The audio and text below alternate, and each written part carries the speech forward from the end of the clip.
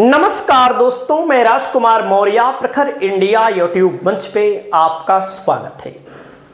बहुत बड़ी खबर आ चुकी है चीफ जस्टिस बी.आर. गवई को लेकर। दोस्तों, जब से चीफ जस्टिस बी.आर. गवई जी बने हैं तब से एक से बढ़कर एक फैसले ले रहे हैं और इनके फैसले संवैधानिक हैं। बाबा साहब भीमराव अंबेडकर की विचारधारा को मानते हैं, भगवान गौतम बुद्ध को मानते हैं और बौद्ध के तौर पर दोस्तों, बुद्धिस्ट के तौर पर पहले चीफ जस्टिस बने हैं और दलित के तौर पर देश के दूसरे चीफ जस्टिस बने हैं। तो कहीं ना कहीं संविधान को लागू कराने में कोई कोर कसर नहीं छोड़ रहे। लेकिन इस समय एक ऐसा मामला आया है जिसमें जस्टिस बी.आर. गवई जी की अग्नि परीक्षा होने जा रही है। मामला क्या है, पूरे मामले को समझिए। और इस मामले को लेकर एक बहुत बड़ी चिट्ठी जारी कर दी गई है वकीलों के द्वारा। तो मामले को समझकर मैं आपको बताता हूं, आप यहां पर देखिए। दोस्तों, आपके सामने दिख रहे हैं जज साहब, यशवंत वर्मा इनका नाम है। दोस्तों, जज के दौलत में लगी आग, आपने सुना होगा। अभी कुछ दिन पहले दिल्ली में एक जज हैं, उनके घर में नोटों में आग लग जाती है और जज साहब कहते हैं कि हमको फंसाने की साजिश रची गई। अब आप सोचिएगा, लोगों के पास कितने पैसे हैं जो जज साहब को फंसाने के लिए इनके घर में नोट रख देंगे 500-500 बोरी भर के और उसमें आग लगा देंगे। तो दोस्तों, आप सबको पता है कि जज के ऊपर लगातार लोग शक करते हैं कि जज कहीं ना कहीं पैसा ले करके दे करके मैनेज करते हैं। देखा होगा आपने, वो तस्वीर है, फाइल फोटो है आपके सामने, नोटों की गड्डी लगी हुई है और इस मामले को लेकर के जज साहब फंस गए। अब जब जज साहब फंस गए दोस्तों कैश कांड को लेकर, तो बहुत सारे चौंकाने वाले खुलासे भी हुए। अब जब खुलासे हुए तो जाहिर सी बात है, इतना पैसा कहां से आया, तो इनके ऊपर मुकदमा दर्ज होना चाहिए, इनको जेल भेजना चाहिए, जांच होनी चाहिए। उस जांच को लेकर एक बहुत बड़ी चिट्ठी जारी कर दी गई है बॉम्बे लॉयर्स एसोसिएशन BOI के द्वारा। और इसमें क्या कहा गया है, इसको आप समझिए। इसमें कहा गया है दोस्तों कि इनके ऊपर महाभियोग लगाया जाए। CJI से मांग की गई है, मुकदमा इनके ऊपर दर्ज किया जाए और मोटा मोटा तौर पर समझिए, दिल्ली पुलिस या CBI को निर्देश दिया जाए कि सभी सबूतों को संरक्षित करें, जैसे जली हुई नकदी, फोटोग्राफ और वीडियो। मांग की गई है। और उसके बाद दोस्तों, जस्टिस वर्मा के खिलाफ FIR दर्ज करने की अनुमति दी जाए। अभी तक FIR नहीं दर्ज की गई है, जो भ्रष्टाचार निवारण अधिनियम 1988 और भारतीय न्याय संहिता 2023 के तहत हो। उसके बाद क्या मांग की गई है दोस्तों, जांच समिति की अंतरिम रिपोर्ट की प्रति दी जाए ताकि शिकायत दर्ज करने में मदद मिले।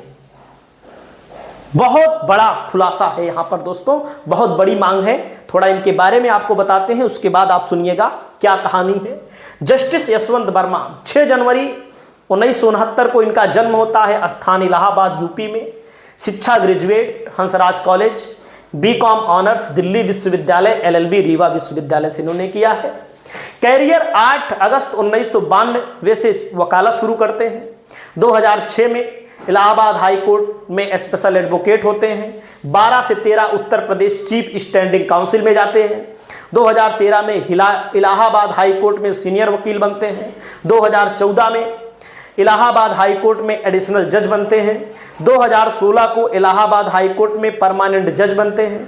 11 अक्टूबर 2021 को दिल्ली हाई कोर्ट में जज बनते हैं। सोचिएगा आप लोग। दोस्तों, जज केस कांड में मुंबई के वकीलों ने CJI को लिखी चिट्ठी जज यशवंत वर्मा के खिलाफ मुकदमा चलाने की मांग की गई है। मुंबई के वकीलों ने लिखा है। किसको लिखा है? CJI chief justice VR Gavai ji को लिखा गया है। और दोस्तों उसके बाद जस्टिस वर्मा पर मुकदमा चलाने की मांग की गई है और कहा गया है बॉम्बे लॉयर्स एसोसिएशन बीएलए ने 2 जून को लिखे अपने पत्र में जस्टिस वर्मा पर मुकदमा चलाने की अनुमति मांगी है। पत्र पर एसोसिएशन के अध्यक्ष अहमद एम अब्दी और सचिव एकनाथ आर ढोकले के हस्ताक्षर हैं। पत्र में यह भी बताया गया है कि सुप्रीम कोर्ट ने 21 मई को इस मामले में दायर एक याचिका पीआईएल को खारिज कर दिया था। सुप्रीम कोर्ट ने पीआईएल को समय से पहले बताते हुए खारिज कर दिया था कि आपने पीआईएल समय से पहले डाल दिया है। और कोर्ट ने याचिकाकर्ताओं से कहा था कि वे एफआईआर दर्ज कराने के लिए उचित अधिकारियों से संपर्क करें। यानी कि समय से पहले याचिका डाली जाती है सुप्रीम कोर्ट में और सुप्रीम कोर्ट के द्वारा कहा जाता है कि उचित अधिकारियों से मिले, संपर्क करें। आपराधिक मुकदमा शुरू करने की अनुमति मांगी गई है। यहां पर दोस्तों वकीलों के संगठन ने कहा है कि यह ध्यान रखना जरूरी है कि मुकदमे लड़ने वाले और आम लोग कानूनी प्रक्रिया में सक्रिय रूप से शामिल होते हैं। एसोसिएशन ने आगे कहा, आवेदक जस्टिस यशवंत वर्मा के खिलाफ भ्रष्टाचार निवारण अधिनियम 1988 और भारतीय न्याय संहिता 2023 के तहत आपराधिक मुकदमा शुरू करने की मांग की गई है। Justice Verma Allahabad high court के मौजूदा जज हैं। उन पर आरोप है कि उनके सरकारी आवास से बेहिसाब कैश बरामद हुआ। मतलब कि पैसा कहां से आया? 1991 के वीर स्वामी फैसले का भी इसमें जिक्र किया गया है कि 1991 में वीर स्वामी मामले के फैसले का भी जिक्र किया गया।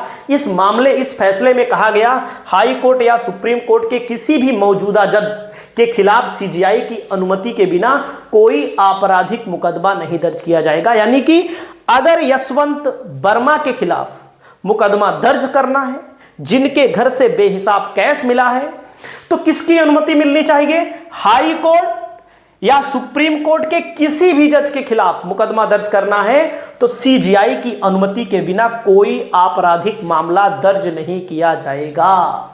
हाई कोर्ट और सुप्रीम कोर्ट के जज भ्रष्टाचार निवारण अधिनियम 1988 के तहत लोक सेवक हैं, इसलिए उन पर आय से अधिक संपत्ति रखने जैसे अपराधों के लिए मुकदमा चलाया जा सकता है।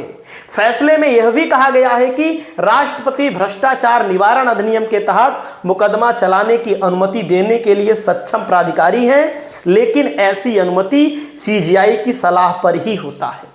यानी कि राष्ट्रपति को भेज दिया गया था, प्रधानमंत्री को भेज दिया गया था सीजीआई संजीव खन्ना के द्वारा। इसके पहले जब उनके पास लोग गए थे तो उन्होंने प्रधानमंत्री और राष्ट्रपति को भेज दिया था इस मामले को लेकर, लेकिन अब मामला फिर एक बार पहुंच चुका है सुप्रीम कोर्ट के बाद। दोस्तों घटना के वक्त दिल्ली हाई कोर्ट के जज थे जस्टिस वर्मा। जिस समय घटना हुई उस समय दिल्ली हाई कोर्ट के जज थे। 14 मार्च करीब 11:30 बजे आवास पर आग लगने के कारण नोट जली थी दोस्तों। तो दोस्तों जस्टिस वर्मा जो हैं अब इनको लेकर और हमारे VR Gavai CJI VR Gavai ji को लेकर, क्योंकि यहां पर इनकी अग्नि परीक्षा है। इस मामले में देखिए कौन सा फैसला सुनाते हैं। इस मामले को ऐसे ही ढीला ढाला छोड़ देते हैं कि मामले को आगे ले जाते हैं। जस्टिस वर्मा का इस्तीफा देने से उन्होंने इनकार कर दिया था। जस्टिस वर्मा ने कहा मैं इस्तीफा नहीं दूंगा और उन्होंने कहा था कि चल सकता है महाभियोग, उनका महाभियोग चल सकता है। सीजीआई ने राष्ट्रपति और पीएम को जांच रिपोर्ट भेजी थी, लेकिन जांच रिपोर्ट अभी तक आई नहीं है। तो अब वीआर गवई जो सीजीआई है, जस्टिस वर्मा के ऊपर जो आरोप लगे हैं इस चिट्ठी को लेकर के, जो बॉम्बे की तरफ से, बॉम्बे के वकीलों की तरफ से मांग की गई है, इस पर फैसला लेना कहीं ना कहीं सीजीआई के लिए एक बड़ा संकेत है और यह दर्शाएगा कि कितनी न्यायिक व्यवस्था हमारे यहाँ सही चल रही है। बाकी आपकी क्या राय है दोस्तों? इस फैसले पर क्या हो सकता है कमेंट करके बताइए। नमस्कार।